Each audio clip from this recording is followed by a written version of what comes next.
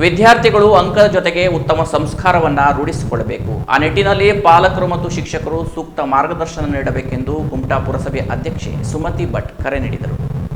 ಕನ್ನಡ ಸಾಹಿತ್ಯ ಪರಿಷತ್ ಉತ್ತರ ಕನ್ನಡ ಜಿಲ್ಲಾ ಘಟಕ ಹಾಗೂ ಕುಮಟಾ ತಾಲೂಕು ಘಟಕದ ವತಿಯಿಂದ ಪುರಭವನದಲ್ಲಿ ನಡೆದ ಎಸ್ಎಸ್ಎಲ್ಸಿ ಪರೀಕ್ಷೆಯಲ್ಲಿ ಕನ್ನಡ ವಿಷಯದಲ್ಲಿ 100% ಅಂಕ ಪಡೆದ ವಿದ್ಯಾರ್ಥಿಗಳ ಅಭಿನಂದನಾ ಕಾರ್ಯಕ್ರಮವನ್ನು ಸುಮತಿ ಭಟ್ ಅವರು ಉದ್ಘಾಟಿಸಿ ಮಾತನಾಡಿದರು. ಕ್ಷೇತ್ರ ಶಿಕ್ಷಣಾಧಿಕಾರಿ ಆರ್ಎಲ್ ಭಟ್ ಅಭಿನಂದನಾ ಪತ್ರ ವಿತರಿಸಿ ಮಾತನಾಡುತ್ತಾ ವಿದ್ಯಾರ್ಥಿಗಳನ್ನು ಅಭಿನಂದಿಸುವ ಮೂಲಕ ಕನ್ನಡ ಸಾಹಿತ್ಯ ಪರಿಷತ್ತು ಮಕ್ಕಳಲ್ಲಿ ಮಾತೃಭಾಷೆಯ ಕುರಿತು ಹೆಮ್ಮೆ ಮೂಡುವಂತೆ ಮಾಡಿದೆ ಎಂದರು.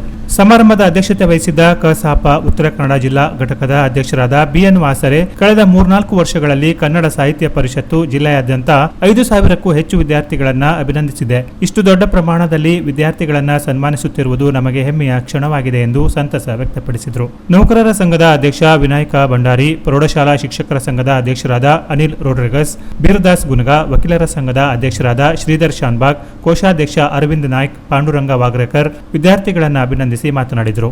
ವೇದಿಕೆಯಲ್ಲಿ ಕುಮಟಾ ಪುರಸಭೆಯ ಉಪಾಧ್ಯಕ್ಷ ಮಹೇಶ್ ನಾಯ್ಕ್ ಪನ್ನಳ್ಳಿ, ಪಿಎಂ ಮುಕ್ರಿ ಉಪಸ್ಥಿತರಿದ್ದರು.